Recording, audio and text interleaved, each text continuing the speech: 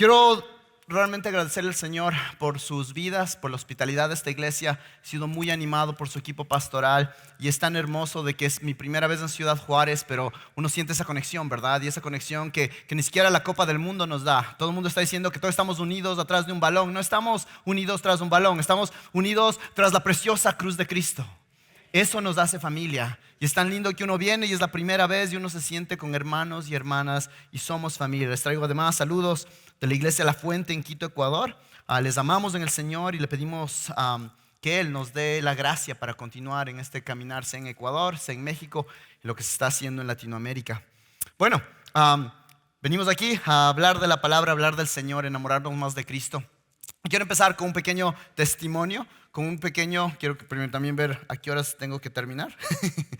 Entonces denme un momentito. Ok.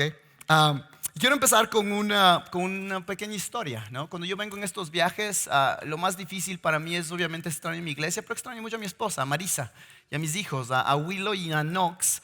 Y mi esposa normalmente me envía fotos y videos de mis pequeños.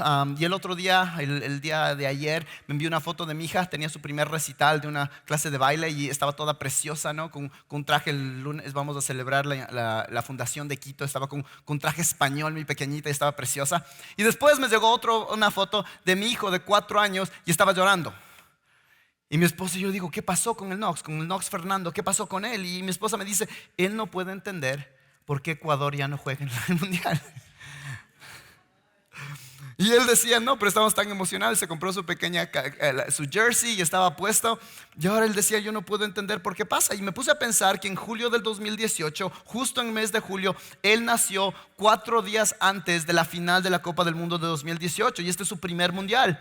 Y vino a mi mente mucho estas etapas tan hermosas que vienen cuando tú eres padre. En primer lugar, el nacimiento. Es una nueva vida. Un momento de celebrar, un tiempo especial, un tiempo único. Pero con ese nacimiento también empieza una etapa de crecimiento. Tenemos ahora que ir a chequeos médicos y uno está como padre primerizo, siempre ahí estresado. Y ahora no, confío en ti Dios, pero ojalá que siga ahí creciendo, ¿no? Alcanzando los marcadores de crecimiento. Entonces vemos nacimiento y vemos crecimiento. Y es muy interesante, amados, que eso no solamente es para el mundo físico, para el mundo espiritual también. Primera de Pedro, capítulo 2, versículos del 1 al 3. Desead como niños recién nacidos la leche pura de la palabra, para que por ella crezcáis para salvación, si es que habéis probado la benignidad de Dios. Segunda de Pedro 3:18. Antes bien, creced en la gracia y el conocimiento de nuestro Señor y Salvador Jesucristo. Es más, amigos, si nos ponemos a pensar en el cristianismo, hay muchísimas analogías que muestran que ser creyentes, que ser iglesia es algo que es un organismo, no es un edificio, no es algún tipo de organización, no, es algo vivo. Somos una vid, Juan 15, si no crece se la corta. Un cuerpo, 1 Corintios 12, Efesios 4, que crece y madura. La novia de Cristo que crece en amor. Inclusive este edificio que se abre en Efesios es con piedras vivas que edifican y crecen. Hoy, amados, vamos a estudiar un texto juntos que habla de este concepto con respecto a la vida espiritual. Y la Biblia muestra que el crecimiento es algo normal. El estar estancados espiritualmente es sumamente peligroso. Pero cuidado, porque a veces decimos, entonces tengo que crecer. Antes de crecer se tiene que nacer. Si no hay vida, no hay crecimiento. Con eso en mente, oremos una vez más. Por favor, Padre, te ruego de que por favor nos ayudes a poner a Cristo en lo más alto. Que el día de hoy sigamos emocionados de Cristo. Ni siquiera de crecimiento, ni siquiera de otras cosas, pero de Cristo. Y cuando nos anclamos en Cristo vamos a estar bien. Quítame del camino para que Cristo se vea como lo más glorioso. Te queremos ver el día de hoy a ti, Padre. En nombre de Cristo Jesús oramos. Amén. Ahora, nuestro texto el día de hoy, primera de Juan, capítulo 2, versículos del 12 al 14, lo leo y dice: os escribo a vosotros, hijos, porque vuestros pecados os han sido perdonados por su nombre. Os escribo a vosotros, padres, porque conocéis al que ha sido desde el principio. Os escribo a vosotros, jóvenes, porque habéis vencido al maligno. Os he escrito a vosotros, niños, porque conocéis al Padre. Versículo 14. Os he escrito a vosotros, padres, porque conocéis al que ha sido desde el principio. Os he escrito a vosotros jóvenes porque sois fuertes y la palabra de Dios permanece en vosotros y habéis vencido al maligno. Ahora, este texto es un texto muy interesante, a veces no es muy conocido y para poder realmente sacarle el jugo, como decimos en el Ecuador, vamos a hacer un breve sobrevuelo de esta epístola para darnos cuenta dónde está Juan en esta epístola cuando escribe estas palabras. Entonces, en primer lugar, quiero que me acompañen al final de Primera de Juan, capítulo 5, versículo 13. Primera de Juan 5, versículo 13. Y escuchen lo que dice. Este realmente es como Juan diciéndonos para qué él escribe esta epístola antes de escribirla para nosotros aquí en Ciudad Juárez en el año 2022, Quito, Ecuador 2022, lo que sea. Él escribió a una audiencia original y miren lo que les dice. Y dice: estas cosas os he escrito a vosotros que creéis en el nombre del Hijo de Dios, para que sepáis que tenéis vida eterna. Lo escuchan ahí, ¿verdad? Y esta palabra sepáis es una palabra muy importante en la carta. Si tú te pones a leer Primera de Juan, vas a notar que la palabra saber, conocer, es una palabra que se repite una y otra vez. No, un pastor, un predicador, Steve Lawson, él dice que esta es la carta donde tú vas a encontrar este concepto en la mayor cantidad de veces en el contexto de una carta tan corta. Saber, conocer. Estas eran personas que estaban en este momento luchando porque había una herejía que empezó a crecer que se llamaban los gnósticos. Y la palabra gnóstico viene de una palabra en el hebreo que se llama ginosko, que es conocer. Y estas personas se llenaban el pecho, y empezaban a hablar de que nosotros tenemos una real experiencia, ustedes no. Necesitas tener este tipo de experiencias para ahí sí que realmente conozcan. Y en realidad no tenían una vida espiritual, pero hacían que otros cuestionen la suya. Entonces Juan escribe a su audiencia y se considera que Juan en este momento está ya de 90 años. Él es un abuelito de todos y por eso vas a ver que en la carta él dice hijitos, hijitos, hijitos, porque todos eran hijitos. Cuando tienes 90 años puedes decir eso. Y lo que les escribe es para afirmar su fe, para ver si en realidad conocen a Jesús. Entonces de un lado los que sí conocen a Jesús van a leer esta carta y decir: wow, tengo esperanza. Y los que no conocen dicen: bueno, tienes que arrepentirte y confiar en Él. ¿Y cómo lo hace? Lo hace esto mediante una serie de pruebas o examinaciones para que personas puedan tener seguridad que en realidad tienen fe. Es como cuando tú vas al doctor y te hacen un tipo de examen y te sale el resultado y el resultado te muestra cuál es tu condición física. De la misma manera esta carta se la considera que es una carta donde Juan escribe para que personas hagan una examinación y puedan ver cuál es su condición espiritual. Y veamos brevemente algunas de estas pruebas. Por favor, vamos a correr por estas cosas. Pero en primer lugar, capítulo 1. Versículos del 1 al 4, vemos la primera prueba, que es la prueba de todas las pruebas. ¿Qué Cristo tienes? Y vas a ver que ahí habla de cuál es el Cristo bíblico, porque hay un montón de Cristos.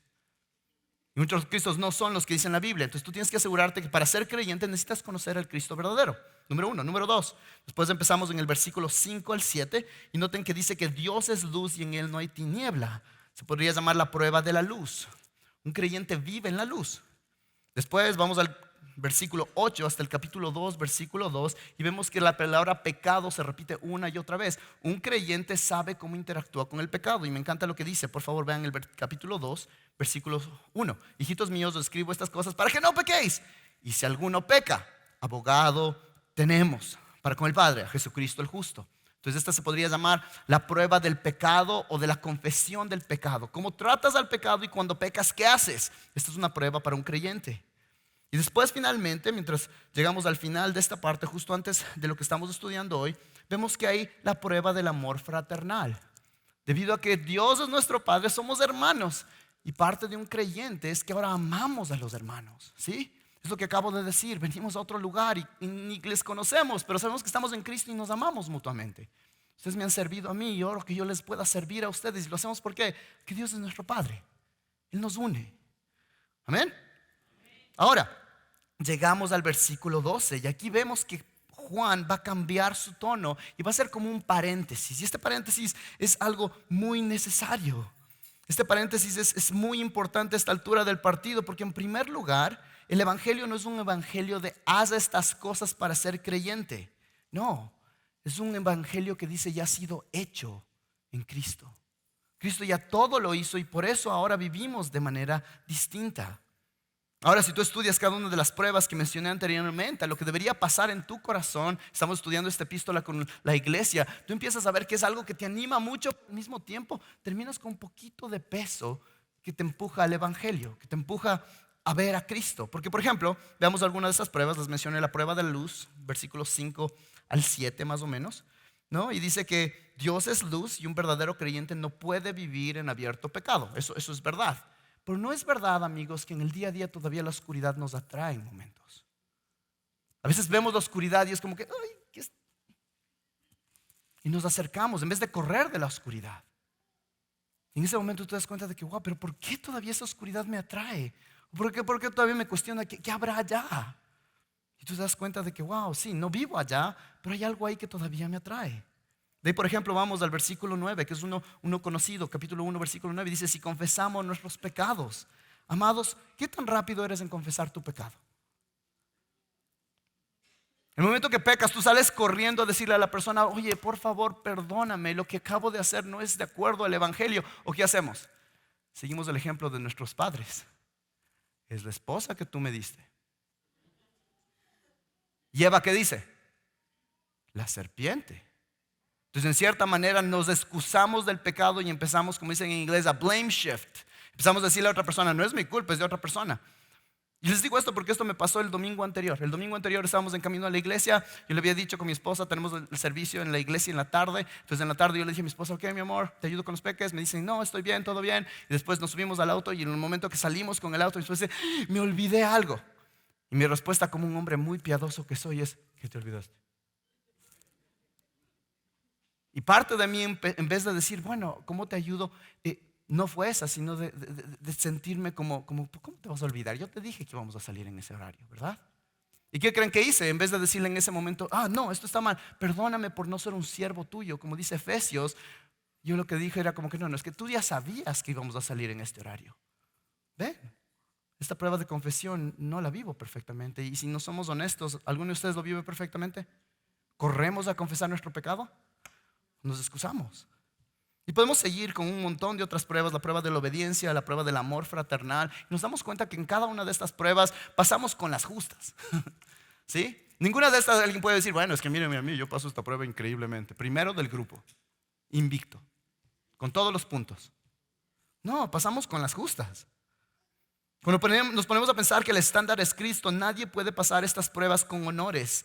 No pasamos ninguno de nosotros pensando, wow, soy absolutamente increíble. No, ninguno de nosotros lo hace de esa manera, amigos. Cualquiera de las personas se da cuenta de que no podemos.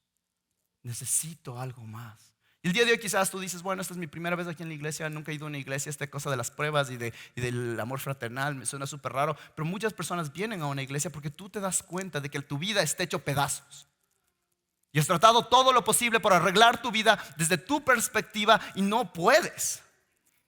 Y vienes con ese peso de decir, ojalá aquí me puedan dar alguna respuesta. Y con ese contexto, en primer lugar, Dios nos quiere alentar. Este sermón tiene dos partes, aliento y crecimiento. En primer lugar vemos aliento. Por favor, acompáñame de nuevo a 1 de Juan 2. Y ahora sí entramos al texto. Versículo 12 dice, os escribo a vosotros, hijos, porque vuestros pecados os han sido perdonados. ¿Qué dice? Por su nombre. ¿Sí? Por su nombre o en el nombre de Cristo. En primer lugar, quiero que notemos que esta palabra hijos es muy parecida a una palabra que vemos en el texto, en el versículo 13. Noten por favor que en el versículo 12 dice hijos y en el versículo 13 ¿qué dice? Niños. Alguna persona, si tú tienes la Reina Valera, vas a decir, eso yo no veo en mi Biblia. Si tienes la Nueva Versión Internacional, quizás tampoco lo vas a ver, porque en esas versiones hay dos palabras en el griego, pero la traducen igual en ambos lugares y dicen hijos o hijitos, pero no es así en el original. En el original tienes dos palabras distintas. Y hay personas que debaten esto, personas que creen en el Señor que debaten esto, pero yo creo, y muchas personas me acompañan en creer esto, que aquí vemos una diferenciación que es importante, porque al principio él dice hijitos y después dice niños. Y el objetivo aquí es que esta palabra que aquí se traduce como hijos es la palabra que en 1 de Timoteo 2:15 se traduce como engendrados. Es la imagen de haber nacido, son engendrados del Espíritu. Estos hijitos son hijitos en el sentido de que tienen vida espiritual, han nacido espiritualmente, amigos. Y esto es distinto a los niños que se la usa después en el texto como para decir tres grupos. Niños, creces un poco y eres un joven y después un padre, ¿sí? Entonces, en primer lugar, estamos hablando aquí que el autor Juan está hablando a toda esa audiencia, a niños, jóvenes y padres. Dice, todos ustedes son mis hijitos. Y no los míos, pero los hijitos de Dios. Son en realidad hijitos de Dios en primer lugar. Yo sé que personas dicen, bueno, no, pero pastor, usted está medio equivocado porque usted no se ha enterado de que todos somos hijos de Dios. Pausa. Bíblicamente eso no es verdad. Es verdad que todos fuimos creados a la imagen y semejanza de Dios. Y eso es lo que muchas veces ves. Pero al mismo tiempo, amados, Efesios 2:3 dice, y éramos por naturaleza hijitos de Dios. Hijos de ira, lo mismo que los demás. Juan después tiene esta misma idea que Mateo le escribió cuando Jesús hace claro que no todos somos parte de su familia, sino los que hacen la voluntad del Padre. ¿Y cuál era la voluntad? Marcos 1:15 dice, ¿cuál es la voluntad? Arrepentíos y creed en el Evangelio. Si todavía aún no me crees, Pedro lo escribe cuando vemos sus palabras en Hechos de los Apóstoles 2:38. Pedro les dijo, arrepentíos y sed bautizados cada uno de vosotros en el nombre de Jesucristo para perdón de vuestros pecados y recibiréis el don del Espíritu Santo. Hechos 3:19, por tanto arrepentíos y convertíos para que vuestros pecados sean borrados a fin que tiempos de refrigerio vengan de la presencia del Señor.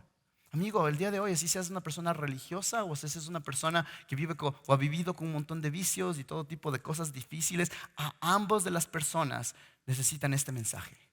Arrepentíos y creer en el Evangelio. Arrepentíos y creer en el Evangelio. Ambos necesitan la única respuesta que es posible, que es llegar a un día donde el Señor abre los ojos de tu corazón y tú no puedes llegar a Dios, a un Dios que es perfecto por tus méritos, por tus buenas obras, por tus esfuerzos. No son suficientes ante un Dios que es santo, santo, santo. Somos pecadores, pero Él es tan bueno que Él envía a su Hijo Jesucristo, quien vivió la vida perfecta que tú y yo no podíamos ver, que Él en todas estas pruebas los vivió perfectamente. ¿Y qué hicimos con Él? Lo clavamos en una cruz. Y en esa cruz es lo que los teólogos llaman el divino intercambio o el gran intercambio, donde Dios pone la ira que yo me merecía y la puso en Cristo. Y del otro lado, la vida perfecta que Él tuvo, ahora la tengo en mi cuenta, como que yo lo hubiese vivido. Amén. Y en medio de todo eso, lo increíble es que ahora yo he sido perdonado. Y en segundo lugar, por favor, noten que el texto dice, os escribo a vosotros hijos porque vuestros pecados os han sido perdonados. Amados, por favor, noten que esto no es que seguramente van a ser perdonados. A veces se escucha como que no, es que ahora tenemos que hacer un montón de rituales religiosos para que eventualmente Dios perdone tus pecados. Y hay que hacer este tipo de misas o este tipo de cualquier otro tipo de rituales en todo tipo de cosas. Es más, durante el COVID, con el dolor en mi corazón, y este ha sido un año bastante difícil, donde he visto personas muy amadas que han fallecido, ¿sí? Algunos en el Señor, amén. Pero una cosa, una persona que falleció en el Señor, fui a su funeral y una persona dijo, no, y te rogamos, Dios, que eventualmente tú le perdones los pecados. Es como que no, cuidado, no, pausa. Esto no es una promesa de que ojalá, quizás, no, ojalá. Si ponemos unas velitas y hacemos cualquier cosa, no. Esta es una promesa. Tú has sido perdonado, es una afirmación. Dios es fiel y debido a que esto es legalmente algo que ocurrió, estás justificado. Colosenses 2:13-14, y solo voy a leerlo al final, dice, habiendo cancelado el documento de deuda que consistía en decretos contra nosotros y que nos eran adversos, y lo quitado en medio, clavándolos en una cruz. Amén. Por eso dice el texto, porque tenemos un abogado. Esto es legal, esto no es una ojalá esto ocurra. No, tienes un Dios que hizo una promesa y debido a su carácter puedes confiar en Él. Has sido perdonado si has puesto tu confianza en Cristo. Qué hermoso. Amados, mientras vivimos en esta tierra, esto es lo más importante. Bíblicamente has sido perdonado. Eso te puede traer todo tipo de tranquilidad. Por favor, observen conmigo, Juan no es la primera vez que habla de esto. Por favor, vean el capítulo 1, versículo 7. Y dice, mas si andamos en la luz, como Él está en la luz, tenemos comunión los unos con los otros, y la sangre de Jesús, su Hijo, nos limpia de todo pecado. Después vamos, por favor, al versículo 8. Si decimos que no tenemos pecado, nos engañamos a nosotros mismos y la verdad no está en nosotros. Versículo 9. Si confesamos nuestros pecados, Él es fiel y justo para perdonarnos, la misma palabra, los pecados, y para limpiarnos de toda maldad. Después capítulo 2, versículo 1, hijitos míos, os escribo estas cosas para que no pequéis. Y si alguno peca, abogado tenemos para con el Padre, a Jesucristo el justo. Y miren, versículo 2, Él mismo es la propiciación por nuestros pecados. Y no solo por los nuestros, sino también por los de todo el mundo entero. Si tú estás aquí y no tienes a Cristo, el texto dice que es para la propiciación, para el perdón de tus pecados. Corre a Cristo el día de hoy. No tienes que vivir con ese peso el día de hoy. ¿Y qué significa? Esta palabra perdón es súper bonita porque en el original significa algo así como despedir, dejar atrás. Inclusive en algunos textos se le usa como divorciar. La imagen es de separar, porque cuando tú pecas, ¿cómo te sientes? Pesado, ¿no es cierto? ¿No? Sientes algo está mal, empiezas a caminar con la culpa, y esa culpa te está siguiendo, nadie te ve y tú sientes, oye, ¿qué es lo que está pasando aquí? ¿No? Si has hecho un pecado, tú sientes que personas entienden algo y no, es ese peso, es esa culpa, porque eso es una bendición de Dios. Y en ese momento esta palabra dice que Dios, que es el juez justo, te ha perdonado, ha separado eso de ti. Vive libre. Amigos, si estás cargando culpa, la culpa de tus malas decisiones, de las malas decisiones de otros, y después como tú respondiste de maneras pecaminosas a lo malo que te hicieron, todavía eres culpable. Y este es el mensaje. Romanos 8:1 y 2 dice: por consiguiente, no hay ahora condenación para los que están en Cristo Jesús, los que andan conforme a la carne, sino conforme al Espíritu, porque la ley del Espíritu de vida en Cristo Jesús te ha libertado de la ley del pecado y de la muerte. Libertado. Escuchen esas palabras tan lindas. Ustedes se conocen este Salmo 103:12. Como está de lejos el oriente del occidente, así alejó de nosotros nuestras rebeliones o transgresiones. Qué hermoso vivir con esa libertad. Esto nos debe animar. Somos el pueblo perdonado. En un mundo que tiene todo tipo de estándares a las cosas, y es que si es que no alcanzas estos estándares, entonces no vales en estos estándares, o no cuentas o estos estándares y no eres lo suficiente. Tú puedes vivir en esa libertad de que el estándar perfecto de Dios yo no lo puedo alcanzar, pero Cristo lo alcanzó por mí y ahora puedo vivir en libertad, en perdón. ¿Cómo cambia eso nuestras relaciones? Nuestro matrimonio, cómo tratamos a nuestros hijos, ¿no? En este mundo, cuando te equivocas abiertamente, es como que, ¿ahora qué hiciste? Ahora puedes decir, bueno, en Cristo no voy a quedarme ahí, voy a seguir creciendo. Pero inclusive cómo topamos esos momentos donde hemos fallado. Vivimos en libertad, vivimos en perdón. Es por su gracia. El texto nos anima. El día de hoy quizás tú te acercas aquí y ves esas pruebas que las vimos súper rápidamente, pero quizás en tu estudio devocional tú te das cuenta y tienes un tiempo ahorita donde en primer lugar te sientes como un peso de que no eres el cristiano que debías haber sido este año. No estamos acabando el año y tú dices, no, pero este año yo iba a acabar la Biblia, yo iba a hacer esto y lo otro, y ves el final del año y te das cuenta de que no lo hiciste. En primer lugar, recuerda que Dios todavía te ama. Y es por gracia. Ahora, pero el texto no se acaba aquí. Porque lo que podríamos decir es que, bueno, entonces que la vida, no, vamos ahí a disfrutar, no me importa, porque soy perdonado. Pero no se acaba ahí. Ahora, por favor, noten que en tercer lugar observemos la última frase de este versículo, que nos dice cuál es la base y el motivo por qué somos perdonados. Y dice: os escribo a vosotros, hijos, porque vuestros pecados han sido perdonados. ¿Por qué? Porque son unos lindos. Porque tú eres un campeón. No, ¿por qué? Por su nombre, por el nombre de Cristo. Noten que lo que nos salva es el nombre de ¿quién? De Cristo. No son tus obras, no son otras perspectivas, otros redentores, una ayudadita. No es que Cristo dice, es que yo no puedo, por favor ayúdenme. Él es poderoso. Es en el nombre de Cristo, solo en Cristo, ¿no? Por favor recuerden que es de esa manera. Y esto es lo que Juan dice, no tienen que ir allá, pero en 1 de Juan 5:13. Estas cosas os he escrito a vosotros que creéis en el nombre del Hijo de Dios, para que sepáis que tenéis vida eterna. 1 de Juan 3:23. Y esto es un mandamiento, que creamos en el nombre de su Hijo Jesucristo y que nos amemos unos a otros, Él como Él nos ha mandado. La única puerta es Cristo. Él es el camino, la verdad y la vida. No dice, Él es un camino, una verdad, entre algunas en el día de hoy así se habla, y una de las tantas vidas que puedes tener. Él es el camino, es el único, es solo por Cristo. Es Cristo lo único que tú piensas cuando piensas en llegar al Padre. Muchas personas decimos, sí, pero al final has puesto tu confianza en Cristo. Eso es lo único que te puede salvar. Al mismo tiempo, por favor, muestren que nos muestra también el motivo, no solamente cómo nos mostró, pero para qué o por qué. ¿Sí? Y especialmente cuando hablamos del perdón, el perdón en nuestro tiempo es un tema tan delicado. ¿Sí? Y también se nota que es realmente delicado porque yo, por ejemplo, voy y le pido perdón a alguien y esa persona me dice, yo te quiero perdonar, Juan Fernando, pero si es que yo a veces no me porto como yo debería, esta persona dice, no, ya no te puedo perdonar. ¿Les ha pasado algo así? Y a veces tienes situaciones en el mundo donde tú te das cuenta de que pese a que estás tratando o lo que sea, y todo está tan delicado y tan dependiente de tantas cosas que tú dices, ¿y ahora me perdonará o no? Y quizás tú el día de hoy escuchas esto del perdón de Dios, sea lo que hayas hecho, lo que sea, hay perdón en Cristo, y dices, eso es demasiado bueno para ser verdad. Y por favor, nota de que es así de increíble porque es por su nombre. Dios nos perdona por amor a sí mismo. Está anclado en el carácter de Dios, es por gracia. Pero es porque le trae gloria a Él. Es increíble porque cuando yo veo y me pongo aquí me emociono porque yo soy un gran pecador.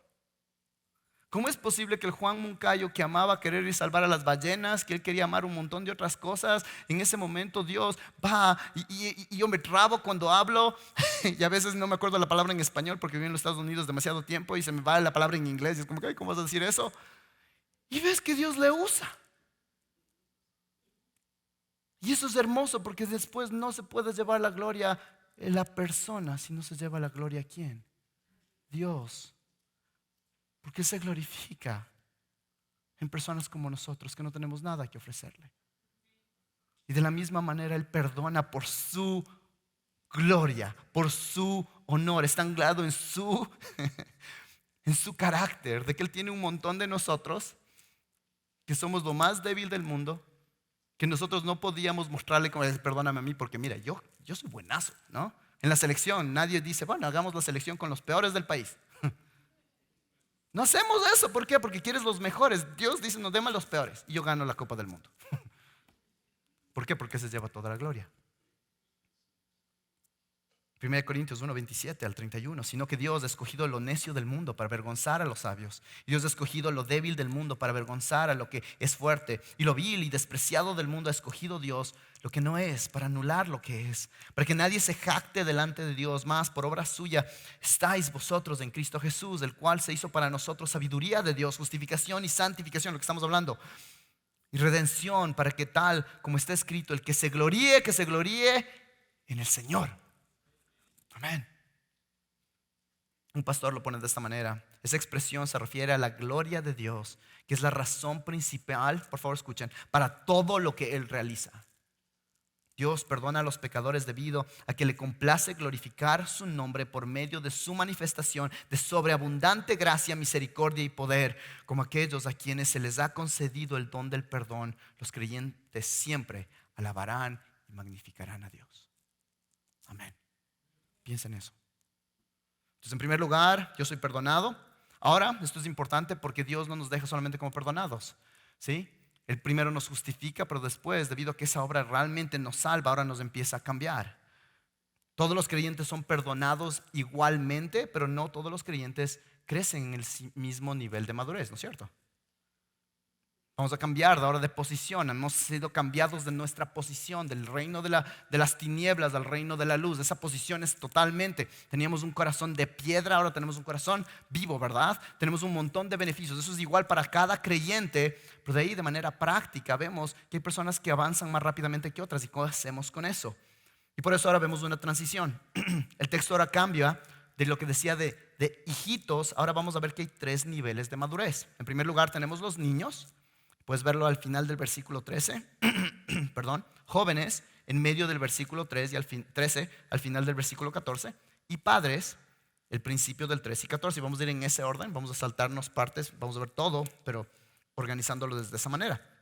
Ahora, por favor, quiero que recuerdes que mientras revisamos estas descripciones de cada una de estas etapas de crecimiento espiritual, tenemos que hacernos esa pregunta, ¿no? ¿Cuál te caracteriza a ti? ¿Cuál me caracteriza a mí?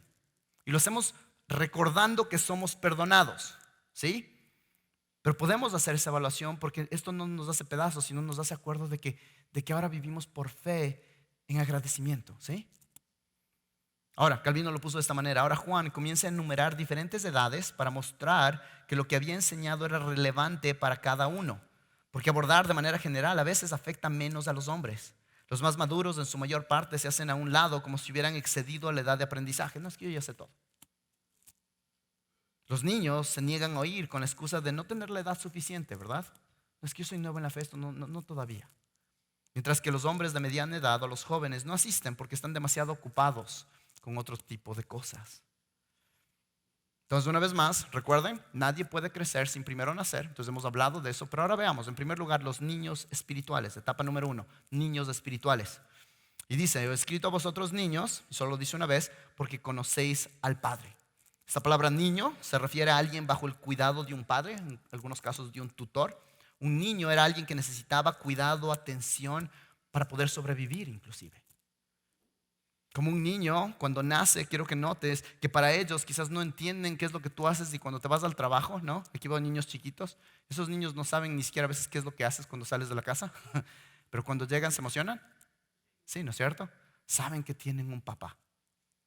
No sé si eso hacen acá en México, pero en Ecuador nace un niño ahí en la iglesia y todo el mundo, ¡ay, qué lindo que está! ¿Sí? Y después eventualmente llegan y una hermana, te ayudo con el bebé. Ya, toma. ¿Qué hace? Sale corriendo, ¿dónde está la mamá? Ya, ¿no es cierto? Y el rato que la mamá lo vuelve a tomar o el papá, ¿qué hace el niño? Se calla, porque son los brazos conocidos. Un niño espiritual es hermoso porque es un niño que dice, tengo un papá celestial. Él me ama. Qué hermoso. Estoy ahí en sus brazos.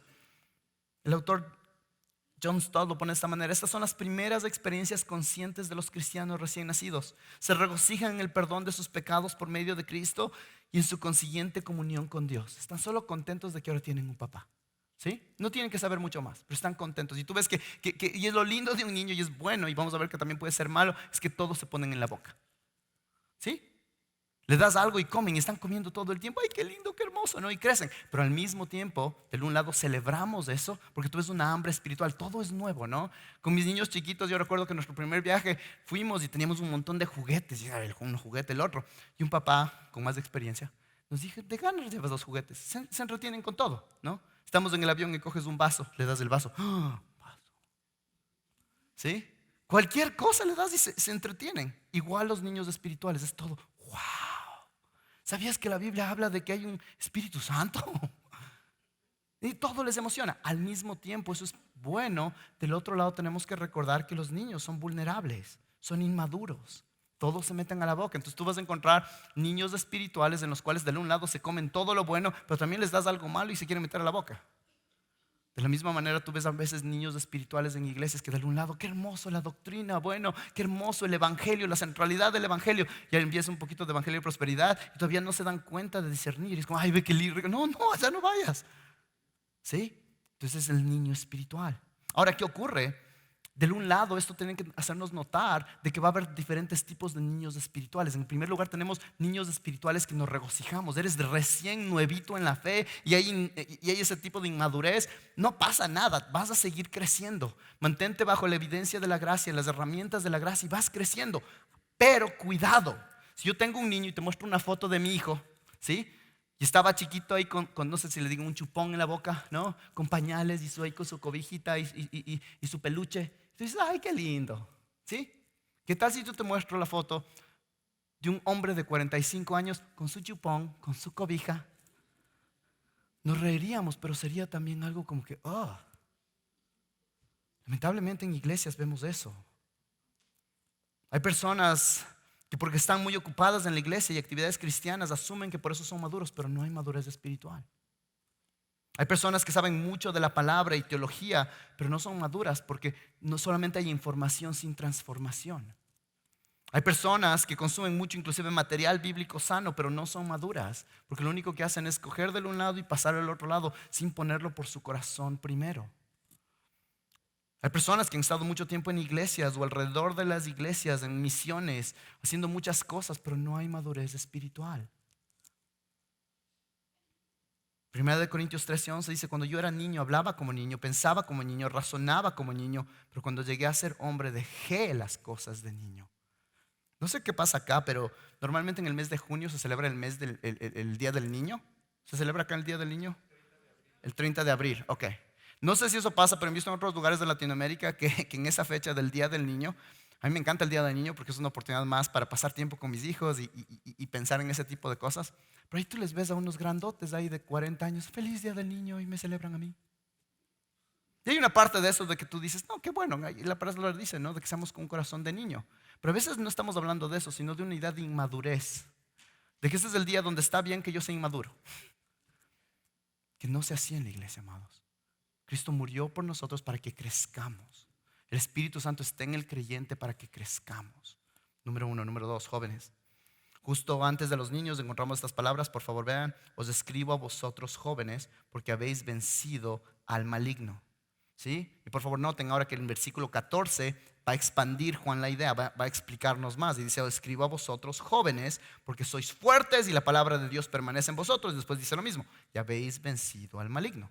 Aquí tenemos a los jóvenes espirituales y aquí tenemos varias observaciones. En primer lugar, noten que cuando hablamos de juventud, esta palabra tiene que ver con vitalidad.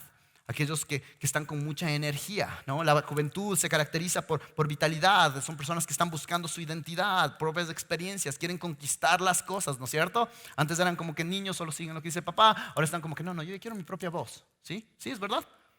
Esta es la imagen, es la misma palabra que se usa en Mateo 19, 20 al 22, donde el joven le dijo, todo esto lo he guardado, ¿qué me falta? Y después Jesús le dice, vende todas tus cosas. ¿Recuerdan? Es la misma palabra. Entonces, en cierta manera, la niñez está enfocada en sí misma. En la juventud, personas se empiezan a enfocar en otras cosas, en hacer su mundo más grande. Pero te pregunto el día de hoy, joven espiritual, cuando piensas en agrandar el mundo, ¿estás pensando en agrandar tu mundo? ¿O tener pensamientos por la gracia de Dios para su reino? La vida del joven espiritual es una donde empieza a cambiar esta perspectiva de que yo necesito a Cristo, yo necesito ahora yo necesito a Cristo y necesito compartirlo con otros. Necesito ayudar a otros.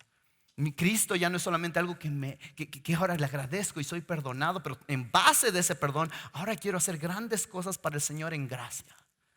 Porque Él es un increíble Señor y Él es poderoso. Amados, yo les puedo decir que mientras he estado aquí sentado, he hablado con sus pastores y escuchar lo que el Señor ha hecho en esta ciudad, en esta iglesia, es que lindo.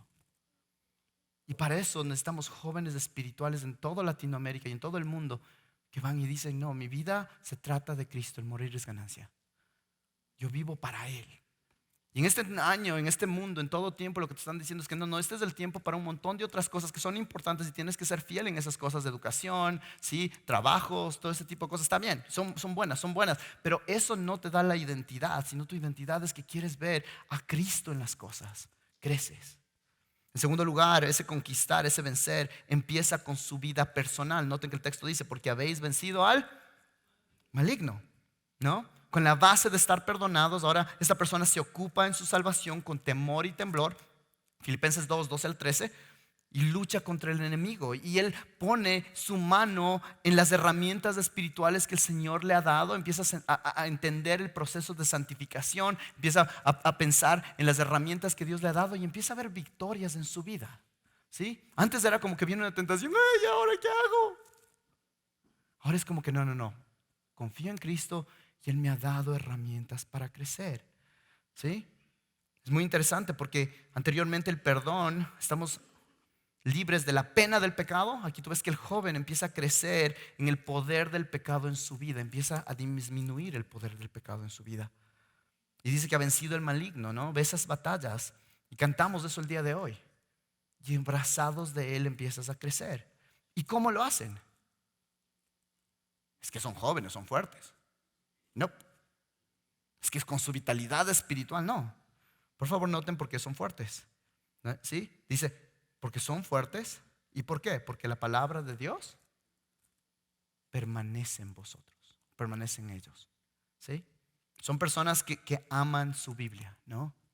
Son personas que buscan la Biblia no solamente por información, pero por transformación. Un teólogo lo pone: el conflicto ahora se vuelve en conquista. ¿Y lo hace debido a qué? Porque aman sus Biblias. ¿Cuál es su perspectiva del crecimiento espiritual? Les encanta que les prediquen la palabra de Dios. No solamente que les prediquen, pero empiezan a ver cómo puedo aplicar esto. Están en libros cristianos, están buscando maneras de vivir su fe. No son solamente oidores de la palabra, pero hacedores de la palabra. Y son fuertes en la palabra del Señor porque aman a Jesucristo. ¿Sí? Yo les puedo decir que ahorita ya mañana vuelvo al Ecuador y extraño estar delante de mi esposa y poder conversar cara a cara con ella.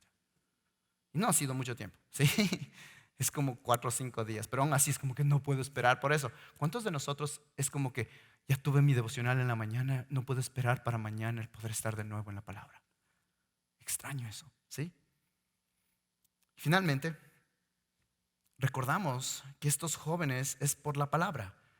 Salmo 119:9. ¿Cómo puede el joven guardar su camino? Guardando tu palabra.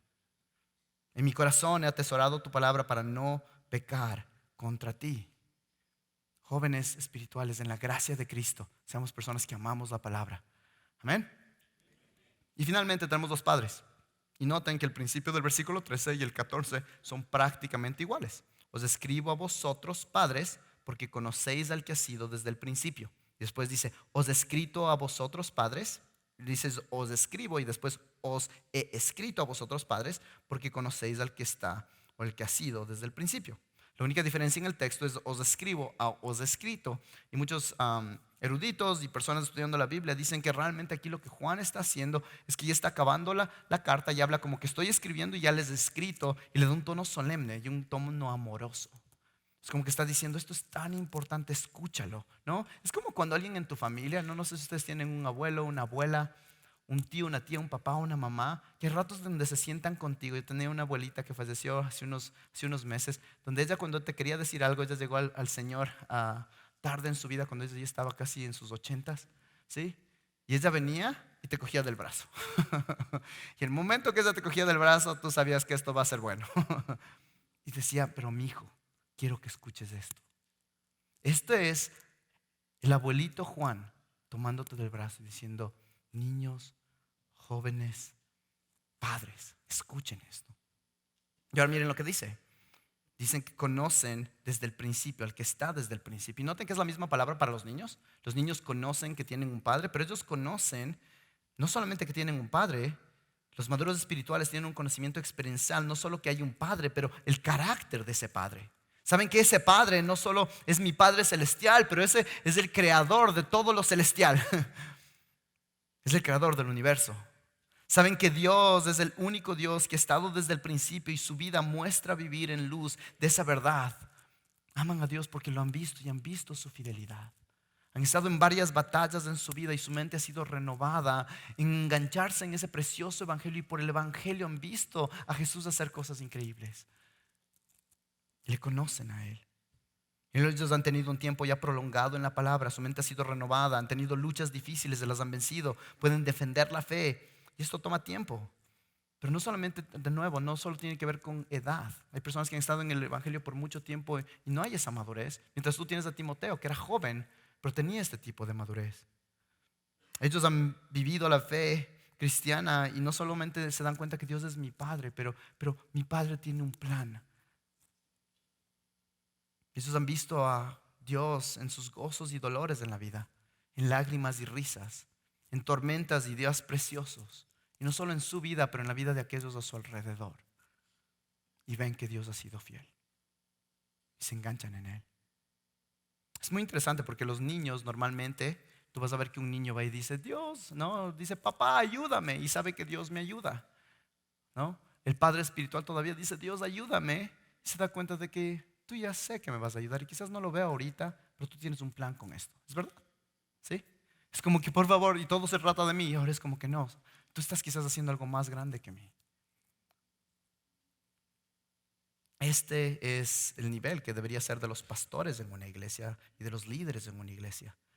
Son cristianos maduros, recuerdan que Dios cuida el universo y sus planes son más grandes que los míos. Y en esos momentos de dificultad yo puedo confiar en Él. Tienen un conocimiento trascendente de Dios y un conocimiento más que académico, práctico, vivo.